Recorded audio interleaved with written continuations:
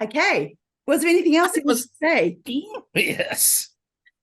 Yes, this business about the Pharisees being the innovators. Yeah, that's fascinating. I think it's particularly pointed in the parables of the new wine and the old wineskins, which we always interpret as the new wine is the life of Jesus, and the old wineskin is the old fuddy-duddy ways. But especially if you read Luke's version of that parable, the old wine it's the other way around. Yeah. The new wine is the Pharisees. That's the bad stuff. And they come along and stitch the new patch on the old clothing and wreck both of them. And it finishes off at the end of that little passage. I think it's in Luke, must be Luke 5, I think. He says, the old wine is far better than the new. Okay.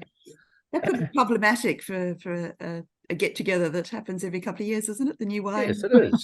The new wine conference. It's quite a prophetic name, I think. Well, that's right. And I find that interesting. Get that bit out, Ed. Sorry.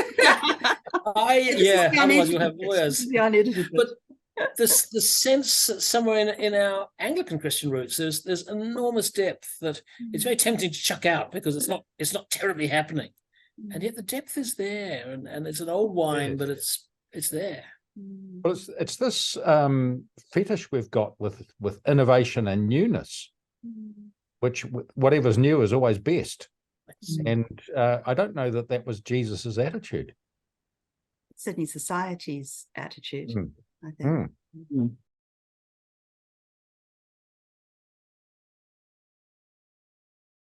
So many people do stay in a relationship that's abusive because they think that God hates a divorce. So how does that make them feel? Yeah. Hated by God for, it's just, yeah. I was engaged to Mike the year that I was supposedly doing my master's thesis, and I spent a great deal more time reading up about divorce than I did on my master's thesis. Oh, yeah. We got there.